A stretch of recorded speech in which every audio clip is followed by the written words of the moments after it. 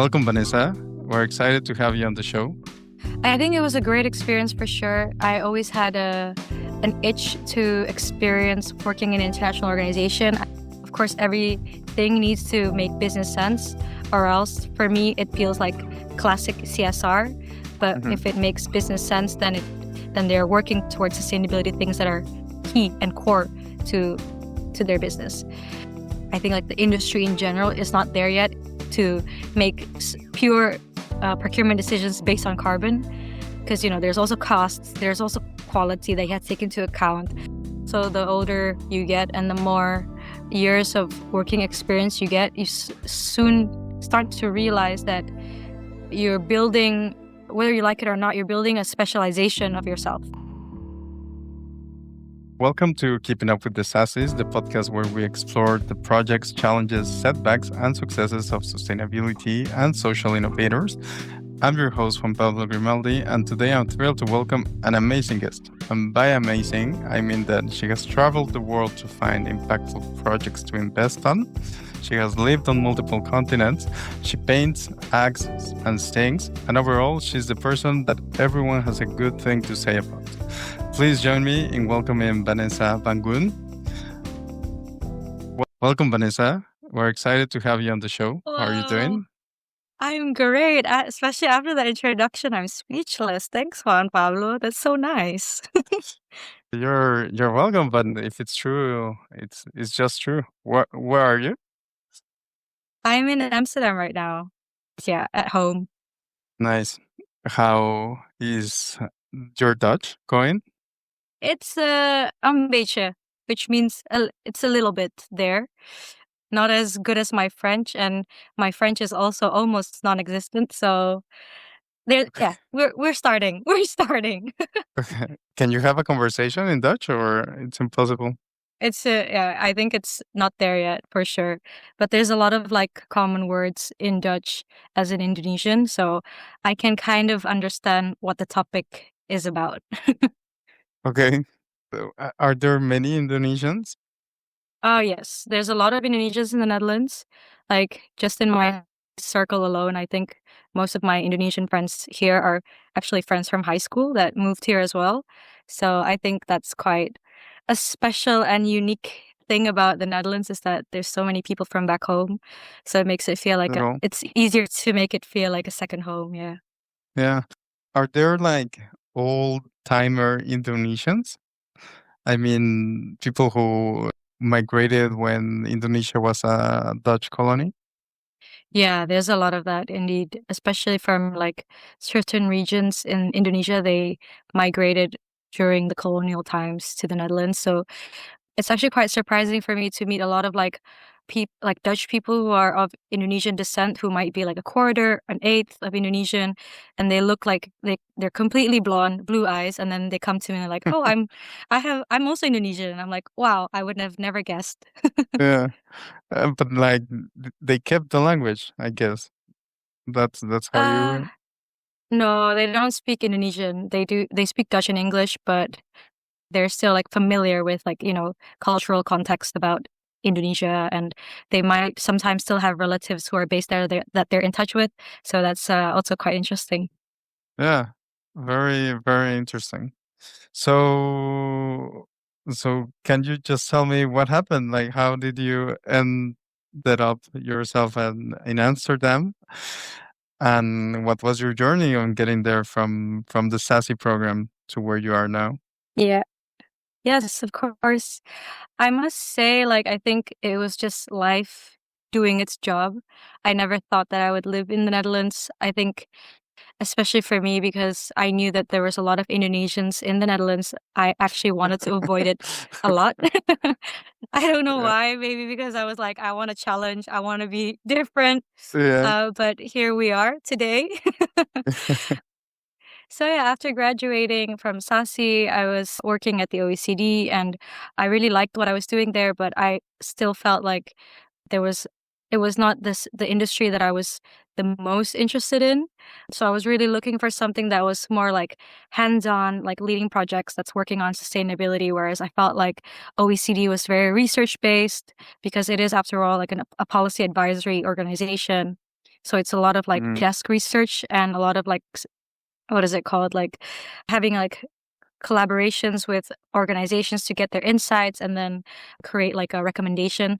That was my experience at the OECD and might be different for different teams.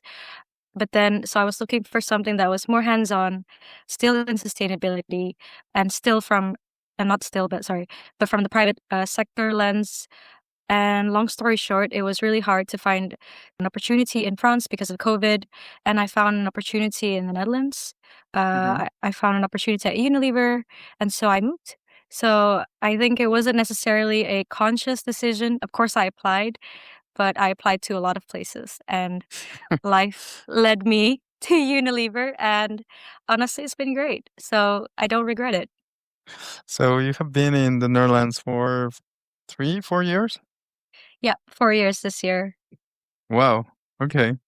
So, n- well, for some people out there, the word OECD means like a very important organization, and it's not very clear what the organization does, or maybe it's just like the club of developed nations. So, or at least that's my interpretation. What does working at the OECD actually looks like?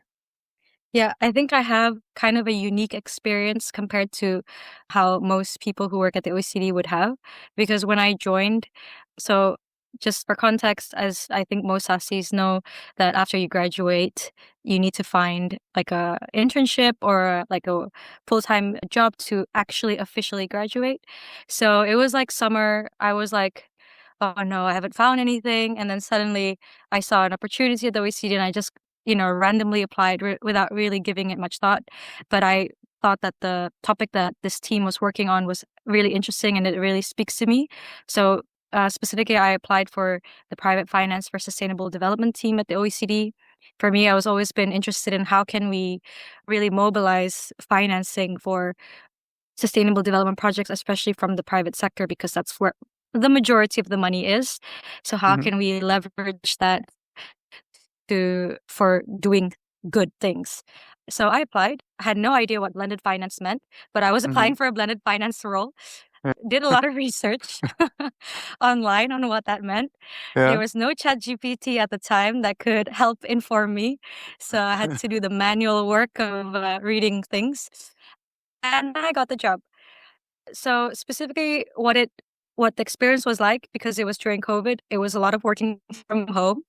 Yeah. I've never been to the office except to pick up the laptop and to return the laptop. But Wow.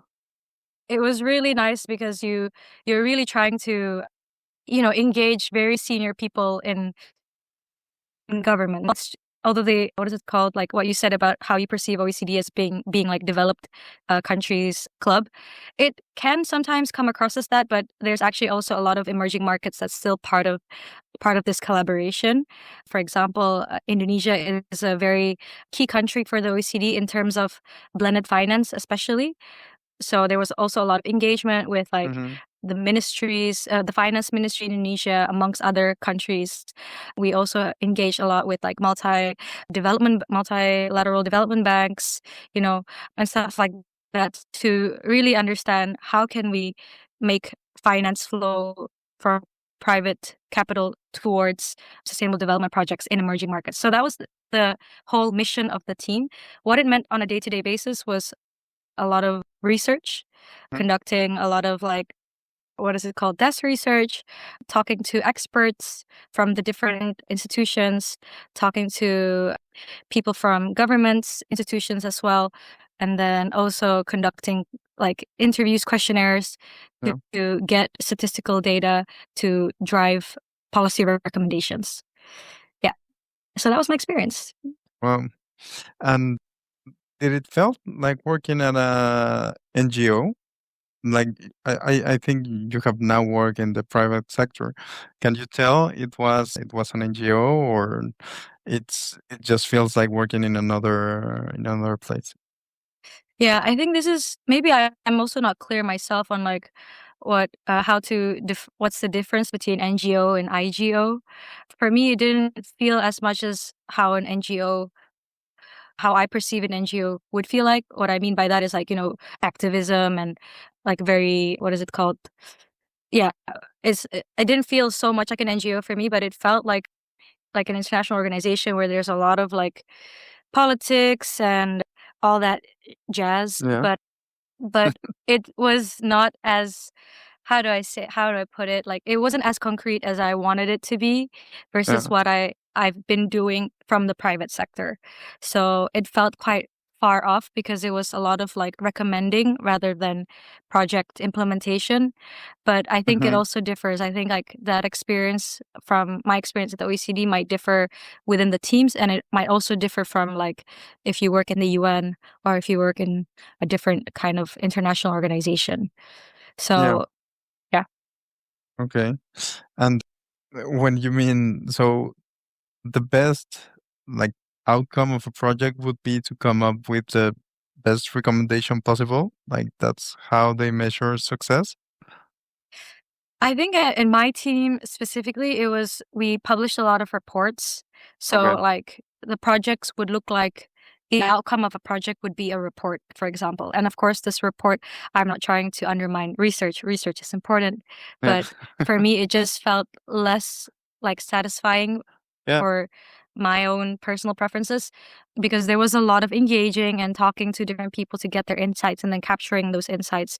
But then the outcome is a report versus like what I've done in the private sector and specifically talking about Unilever, like it was actual project implementation so that Yeah.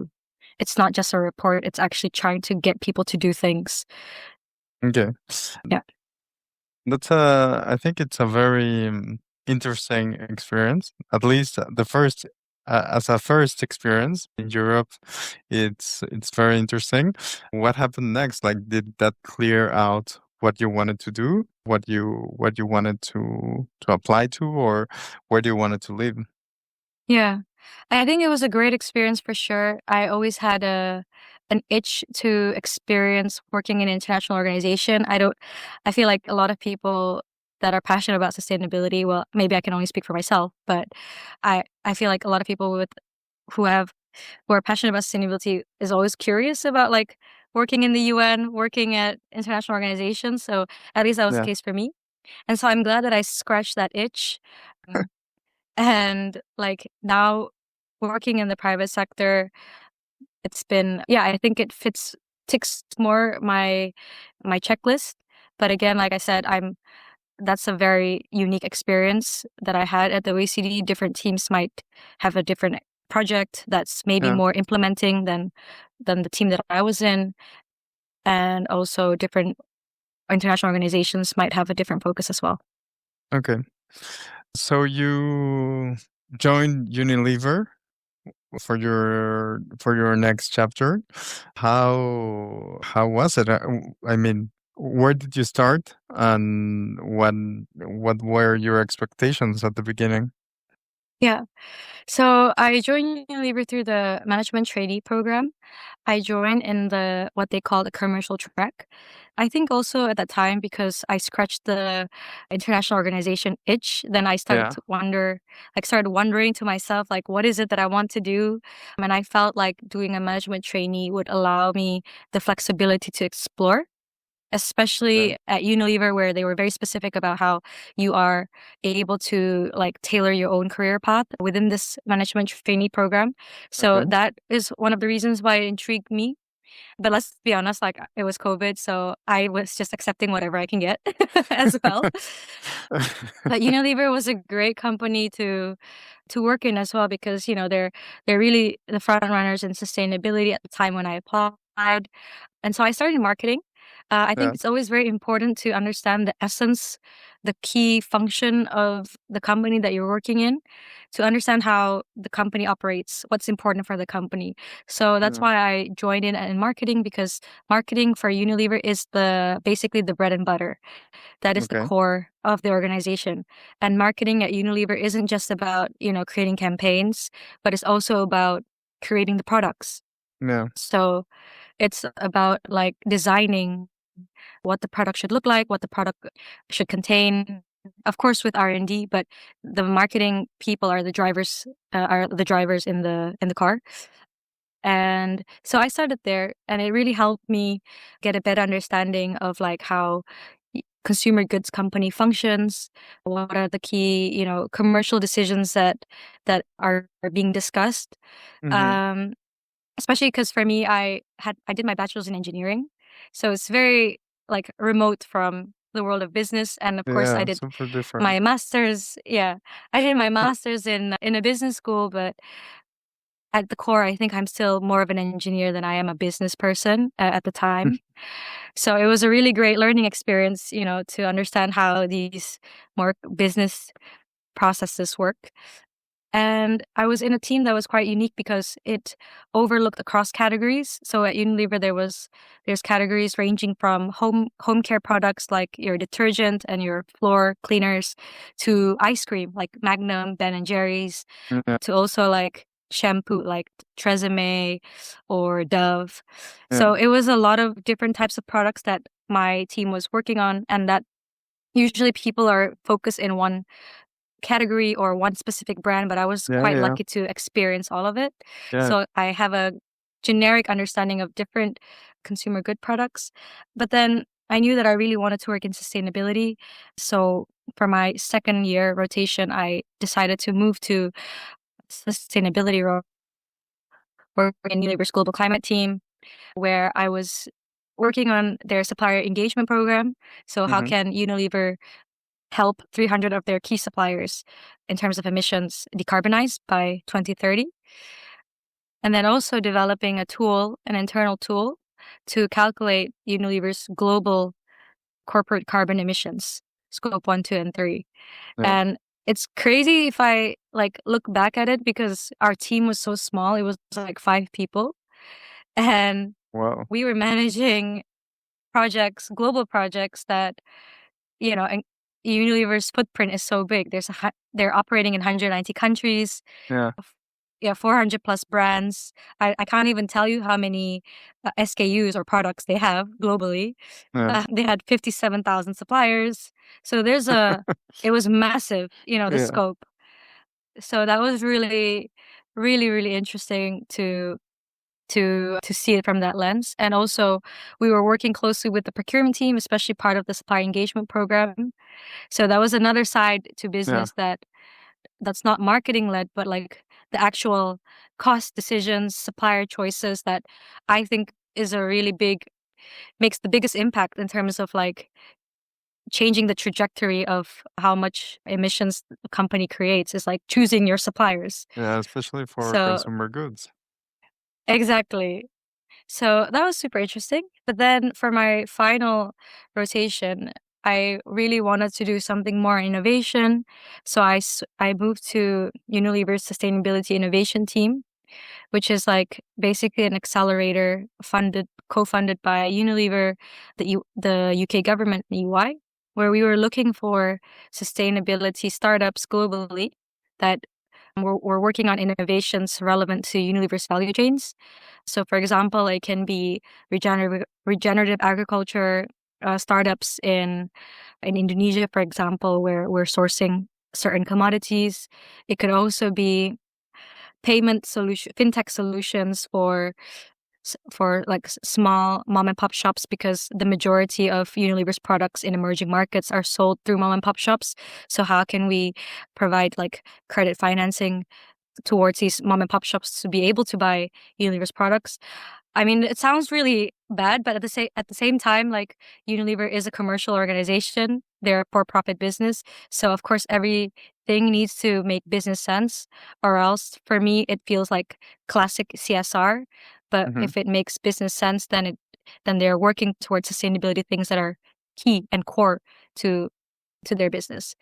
So that was a long ass monologue, but yeah, that's it. No, I think it was a very cool experience. And just to be clear, this was only the program, right? Yeah, The trainee program. Can I ask about more details on the engagement with the 300 suppliers that were responsible about your emissions? Like, first 300 seems a massive number to convince that they need to yeah. decarbonize.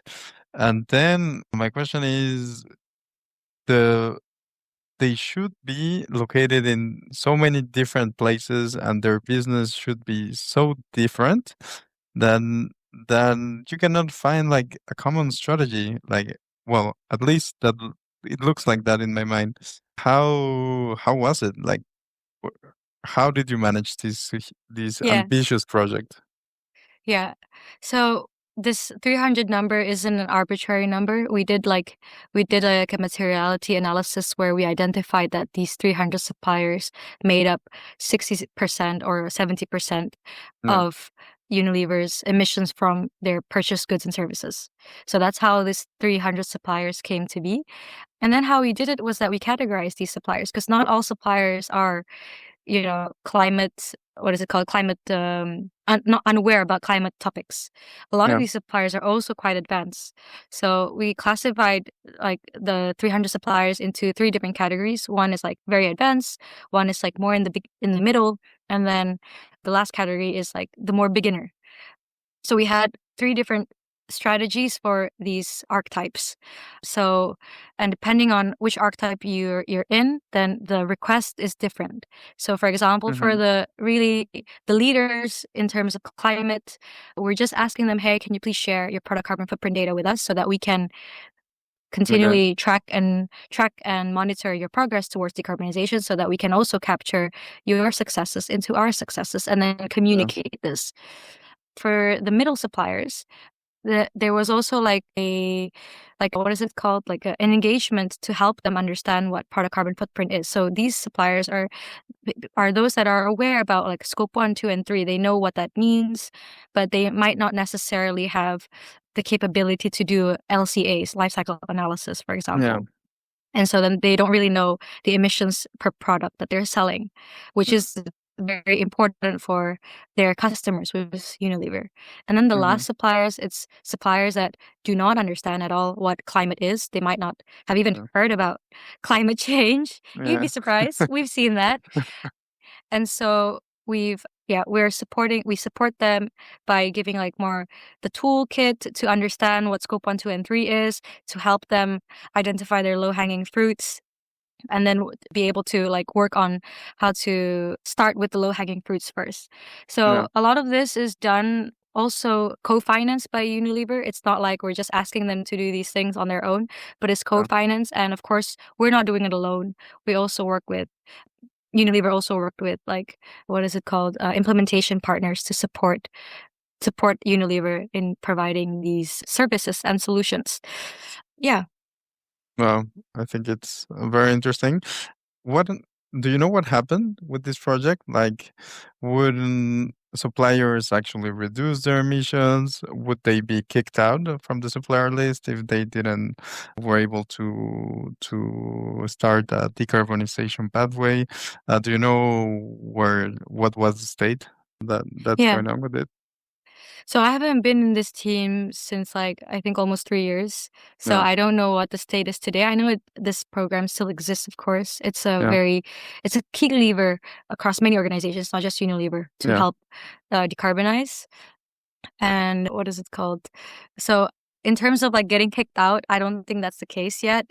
You yeah. know, carbon is just one aspect Mm-hmm. towards amongst many other aspects that a procurement person would consider when making purchasing decisions. And to be frank, I think like we're not, when I say we, I think like the industry in general is not there yet to make pure procurement decisions based on carbon. Because, there's also costs, there's also quality that you have to take into account. So Yeah. there's a lot of all that. And even in terms of sustainability, it's not just carbon. There's also like fair wages, what is it called, deforestation, circularity. There's a lot of those other components that also needs to be taken into account when making a procurement decision. Mm-hmm. So at the time, what we were pushing for, and this might have changed because again, this was like 3 to 4 years ago. So at the time, we were trying to push to engage our procurement colleagues to also take into account carbon as part of their decision making. Because at that moment, it's not part of their KPI. It's not part of the procurement team's KPI to decarbonize. So of course, they're only making decisions based on what's interesting for their organization, which is Yeah. most of the time quality and cost. Yeah. Yeah. So that's also some internal engagement that we had to do, and trying to convince the business on like why this is important and how this would help us cost wise as well. It sounds quite a very challenging project. Very hard to balance all the different aspects. Yeah. And moving on to the your role in the sustainability innovation team in the accelerator. My first curiosity is to understand, how did you find all these startups that have to be relevant to Unilever value chain? Yeah. So we worked with, as part of this team, we established local partnerships. So most of the time, like there are certain countries that we've determined like we'll be focusing on, and like the funding that will be allocated to that region for the startups. So once we've identified the countries that we'll be working on, then we worked in ground to build partnerships with local entrepreneurship ecosystems and also local accelerators, for example. So I can only speak if I take the example of the project that I was leading for Indonesia specifically. So we work with the Indonesian local team from EY, Unilever, and the UK government. And then, so that's the first like internal partnerships that we've established is with the local teams, because they are more aware of what's needed on the ground, especially for Unilever's value chain. Like I'm sitting from the global team. I have no, tangible clue on like what Yeah. exactly are they in need of, to support the value chain that's happening there. So we work with the local teams to identify like what are the pressing issues that needs to be looked at, and what can we and then establish also like what are the local partnerships that we can tap into. So the local teams there identified like, oh, actually the Indonesian government has an accelerator focused on sustainable innovations. So this Mhm. could also be a really good partner for us to work with. So then we engaged the Indonesian government, we established a partnership together, and so after that then they had their own pipeline, we had our pipeline. We also had a call for application to see if there's, additional applicants that would be interested. And then after that, it was really about selecting these startups. And then once the startups have been selected, then really doing like on the ground visits to see like what their solution was about. And yeah, and then kickstart the project. And when you're, what were you actually doing there? Like, were you doing the visits? Were you meeting with the local startup accelerators, or what was your role? Yeah. Just calling them and put pressure. I need results. Yeah, exactly. Hi. No, like I was a project manager. So what I did was I was leading this whole process of us finding startups in Indonesia. So it meant like really we're like establishing the internal partnerships with EY, UK government, and the Indonesian and Unilever Indonesia to make sure that they were also on board with this program, and then working with the local teams to identify what are the key challenges that we want to prioritize for this search, what are the challenges that we want to solve as part of this program, and then establishing the call for applications, and then all the frameworks in terms of like how are we going to score these enterprises, what does a good enterprise that would solve this challenge look like. And then after that also was to engage to facilitate like a decision making process. It's kind of hard when you have like three different or four different organizations that all have different interests, and how can you make sure everybody's on board. And of course not everybody's going to be happy, and everybody's coming on in with their own opinions, personal and organizational opinions. So Yeah. how do you manage that, especially when they're all very senior stakeholders? Like we have the managing director part of the conversation, we have EY partners, we have like senior officers from the UK government that need to agree, and also like senior officers from the Indonesian government. They all need to agree on like what is the best solution. Okay. So yeah, so that's quite tricky. And then after we've selected the enterprises, then we need to pitch this back internally to the internal teams at Right. Unilever, because we want to do these projects within Unilever's value chains. So how do we convince internal stakeholders like, hey, we have this like issue, right? Like now we found a solution, like let's work on this together. And so yeah, that was like kind of the tricky part. I can give you an example of like a good collaboration that we did with an Indonesian startup. So it's a refill startup in Indonesia. So the Yeah. Unilever Indonesia business was looking into exploring like refill model, because plastic is such a big deal in Indonesia. If you've ever been to Indonesia, you would know that plastic is a major issue there. Yeah. So, and consumer good products are unfortunately make up the majority of these plastic waste. So the Indonesian Unilever Indonesia business wanted to explore refill models, and it's too risky for them to start creating a refill business by themselves. Yeah, of So course. through this local startup that my team identified, we tried to do pilot tests with these startups. So then we had to convince certain brands, internal brands, to, hey, let's try this out. Like, Wow. let's try to sell shampoos. Let's try to sell dish soap through this refill model. Yeah. And then let's do a pilot. And then if it's successful, then we'll roll it out. So it was quite hard to like convince the internal stakeholders, because they have P&L mindset and they're like, oh, Yeah. this is not profitable. I'm not going to explore it. But it's still, we still need to explore it, right? It's still interesting in the long run. So we managed to get 3 brands to want to do this pilot, and Yeah. then the project was quite successful, that I think it triggered more other brands like, hey, how can we try it with our brands as well?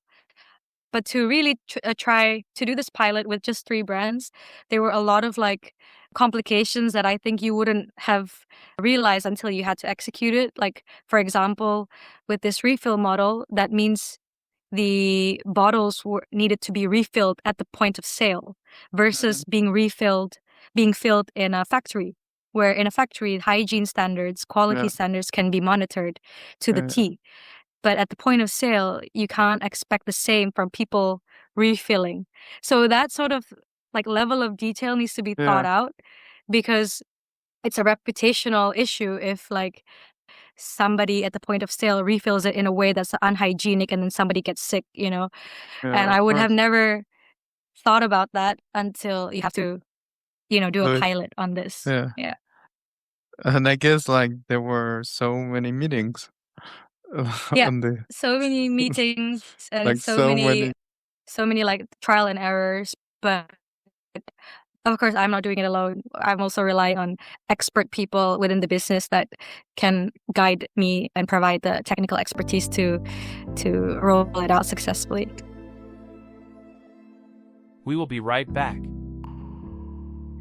Sassy alumni, we want to hear from you. Join the next season of Keeping Up with the Sassies and share how you're making a difference. Fill out the forms in the show notes and let's turn your experience into inspiration. Hey Sassy Grads, it's your Sassy Alumni Hub, and we are bringing together every single cohort from the very beginning right up to the latest, connecting alumni and current students. We hold periodic events throughout the year that you won't want to miss. To get updates and invites, it's super simple. Just make sure you're registered on the official HEC alumni platform. That's how we reach you. So don't wait, join us. And now, back to the show. So you finished this trainee program, and what happened? You stayed longer. You found your call. You knew what you wanted to do. Yeah.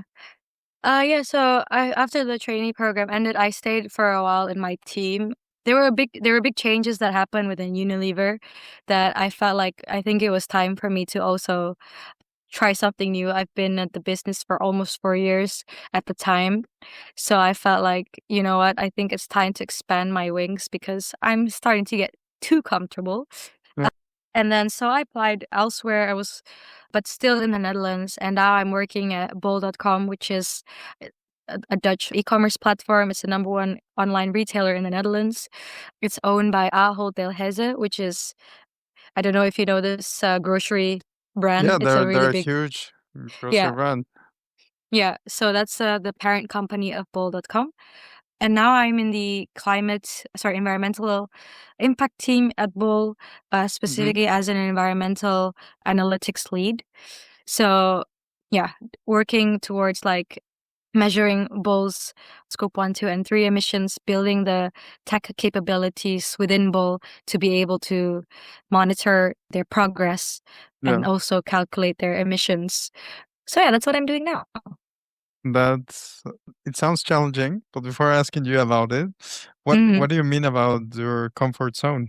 Like yeah, when like the from what we heard, like the projects that you were working on in the accelerator seem very challenging, and that I believe you must have traveled to meet like the projects and make sure they were working. Yeah. Like comfort doesn't sound like any of it of the work you're doing. What did it Yeah. look like? I think it was just like there was a lot of different factors. Like I think I was the only a person in my team that was based in the Netherlands, whereas like the majority of my team was based in the UK. So Yeah. I also didn't really it felt like not as collaborative, or like the team dynamic was not as strong as I would like it to be because of that. And what I mean by comfort zone, like I've done the role for quite some time now. I was very familiar of like how to do things, and it just felt like already quite a repeat. Of course, you're always looking at different startups, but the whole process is very similar of like finding these startups and implementing them. Hmm. So I think I was just trying to explore something a bit, yeah, something new. And also I think I really like working on sustainable innovation, and I felt that even at that job within the accelerator team, even though I was working with startups, but I wasn't building the solution. I Yeah. was They were building the solution, and I Yeah. was more on the sidelines supporting them, giving them guidance, connecting them Yeah. to people, So I wanted something again more hands-on. So Yeah. That yeah, makes sense. yeah. Yeah, so now I've just joined Bowl. I joined Bowl in June. So it's been 3 months. And do you feel it's hands-on? I feel, yeah, I think there's some pros and cons. I think it's very similar to what I was doing in the climate team at Unilever when I was building like the tools to measure the Yeah. scope 1, 2, and 3 of global Unilever. So I like that building aspect of it. I like building something that's usable, building something for someone to use. I really like that part. But then there's also a side where feel like it's not as hands-on because it's a e-commerce player, so they Yeah. don't have much say in terms of like how to design the product. How can we, Right. and it's also like the biggest suppliers of like bowl are like Unilever, Danone, L'Oreal, but bowl isn't the biggest customer for Unilever, Danone, L'Oreal.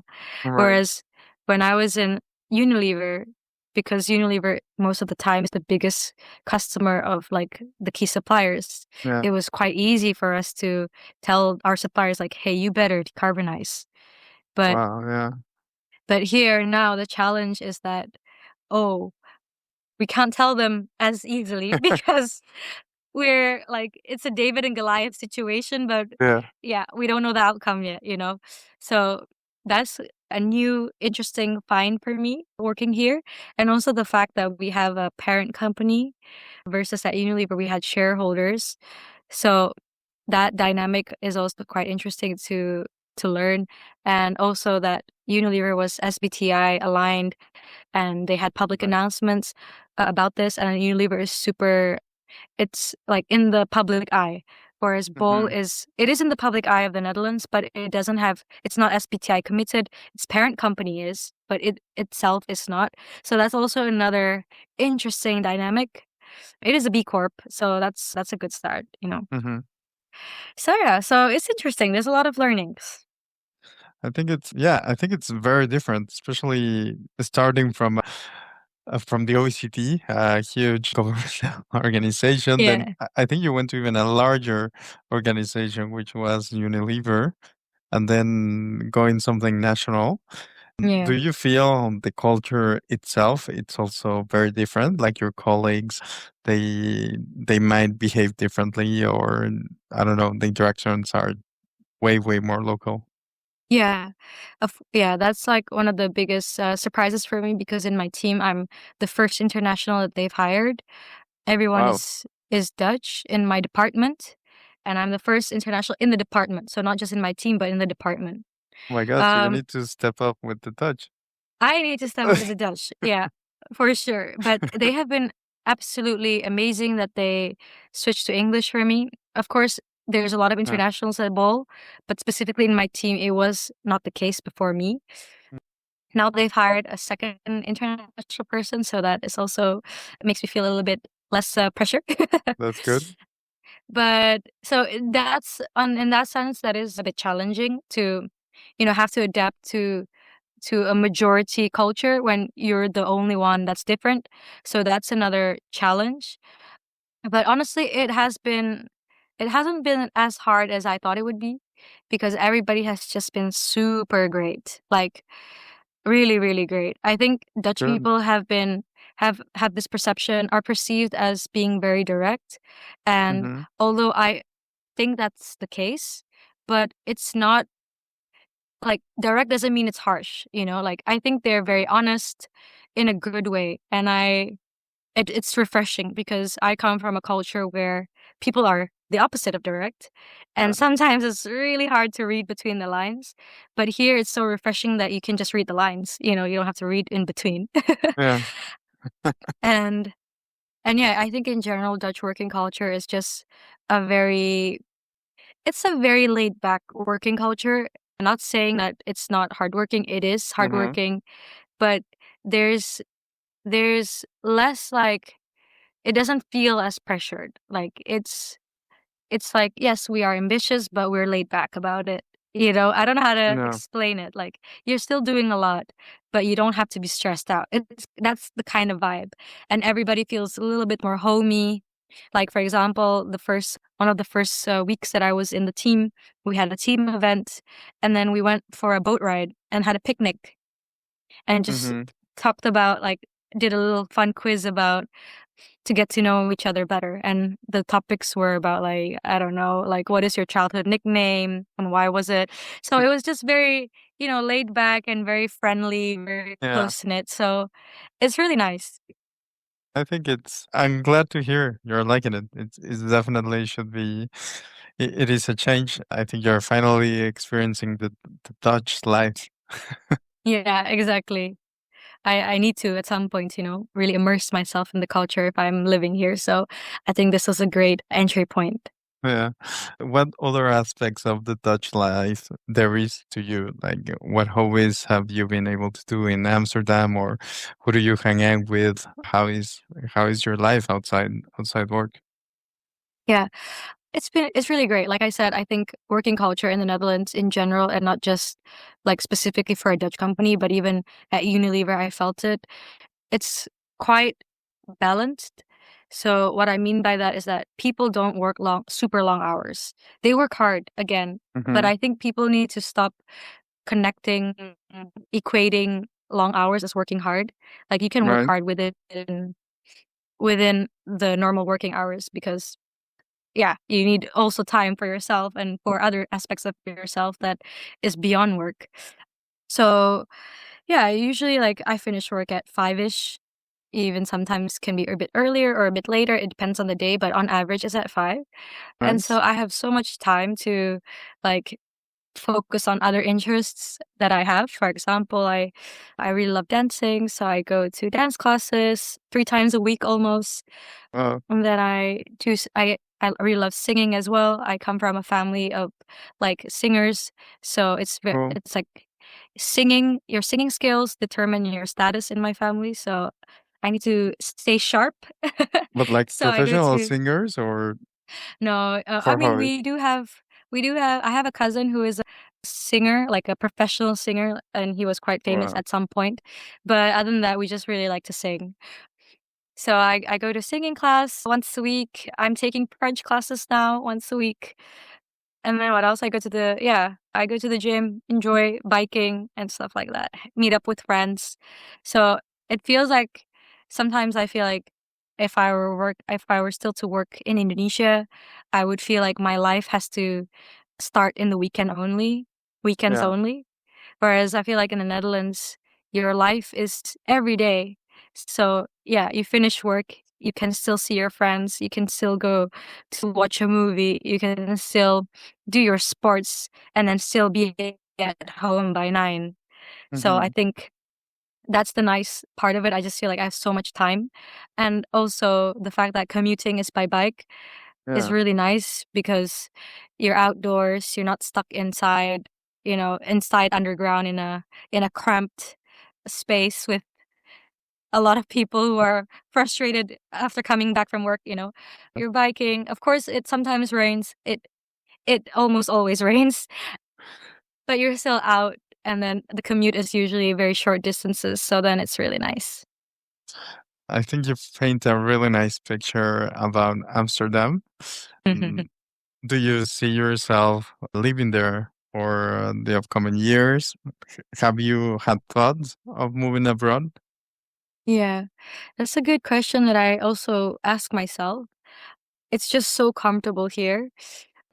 I like it's really hard for me to find a place anywhere else outside of the Netherlands that would tick as many boxes as the Netherlands does. I think the only main downside to the Netherlands is that, yeah, the weather can be a bit too cold and a bit too rainy for the Yeah. majority of the year than what I would like. But I think other than that, it's just a really nice place to live in terms of other points. Hmm. Having said that, I still feel like I wouldn't stay here for the rest, like until I retire. I don't think that's the plan for now. Okay. Just because this is not where I'm from. I'm always going to miss, a culture that, although there's a lot of Indonesians here, but it doesn't mean that there's an Indonesian culture here. Yeah, Um, right. so I think I would like to also try to go back and live closer to where my family is from, and also because my parents are quite old, and I would really like to spend a lot of time with them as well. Well, yeah, at this age. So that's the sort of conversations that I'm having internally, but Hmm. I don't know what that would mean and when that would happen. Yeah. Did you had a goal into coming to Europe that you had thought you wanted to achieve before going back to Indonesia, or it's more on the side of let's see how life evolves? Yeah. I used to be such a planner type of person. Like before I moved to Europe, I did a presentation to my parents about like my life plan. And then I told them like I will work in Europe for 3 years and then come back home. Well, those 3 years are up. Yeah. And every time I go back home, they're always like, when are you coming home? Like you told us only 3 years. It's been more. So yeah, I don't know.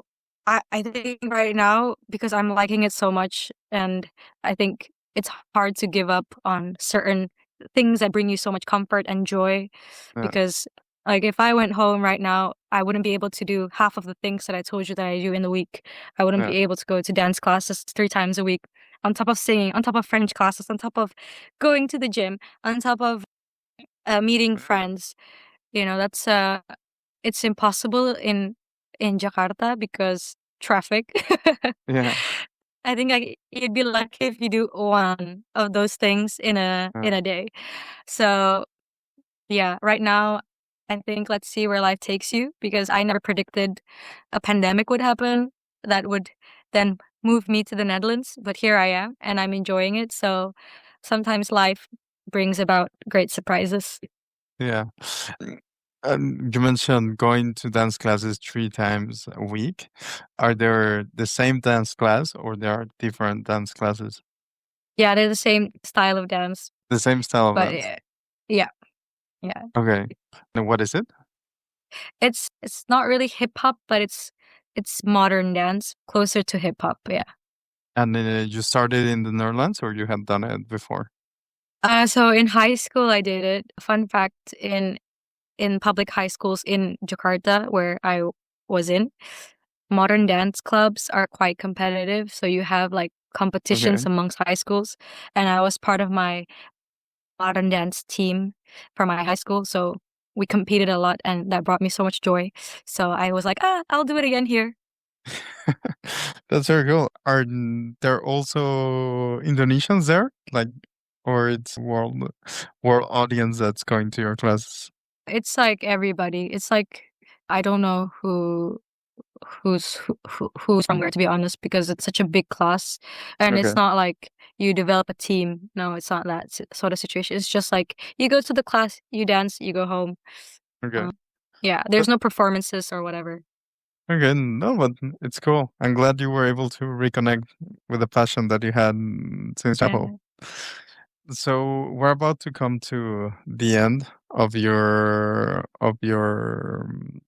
interview, and I just had one last question. You mentioned that you wanted to scratch off the international organization in your mind.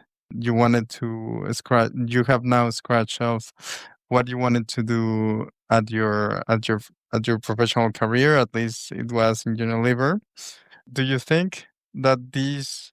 Do you think you have one pending scratch off that you want to do, and maybe we'll talk again for a podcast in 5 years, and you wanted to see like, yeah, I did that, and it's now out of my bucket list. Yeah. No, that's a good question. I am a woman of many itches. I think there's plenty of itches to scratch. Yeah. Okay, I'm gonna stop with this analogy because that sounds like I'm not clean. No, but that's a big question. I think that I'm asking that question to myself as well right now. I don't know what the next steps for me would look like. I think also the older you get and the more years of working experience you get, you soon start to realize that you're building, whether you like it or not, you're building a specialization of yourself. Hmm. So now I think I need to start being more strategic of like what I want to do next, because I feel like in the past it's always been like, oh, I'm curious, I don't know yet what I want to do, so I'm going to try a lot of different things. But when you try a lot of different things, you also specialize in nothing, and that becomes your specialization is you're a generalist. So I Hmm. think right now I'm trying to figure out what is it like that I want to achieve, so that then I can figure out what is like a good itch to scratch in the future. So yeah, sorry, that was a long answer to say I don't know. No, I think it's good. I think, don't worry. I'm sure life will eventually show you which one will be the next one to scratch. Yeah, I hope not with another pandemic. Yeah. So thank you very much, Vanessa. I hope your interview is going to be heard by many of the alumni and maybe people who are interested in moving to Amsterdam or going to large corporation to start their work or continue their work. Do you mind sharing any place where they can reach out to you, so you can share your experience with them if you want direct messages? Yeah, feel free to reach out on LinkedIn. I'm quite active on LinkedIn. So it's Vanessa Bangun, Bangun. Okay. Great. Thank you very much. It's been great talking to you. Yes, thanks, Juan Pablo. Likewise, it was super nice to catch up. Thank Great. you. Bye. Bye.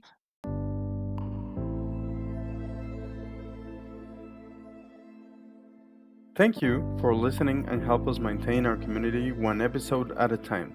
We will see you on the next episode. Blessings to you all. The content here is for entertainment and informational purposes only. The opinions expressed are those of the host and guest and do not necessarily reflect the views of any organization. Listener discretion is advised. This show may contain sensitive topics or strong language. Use the information at your own risk.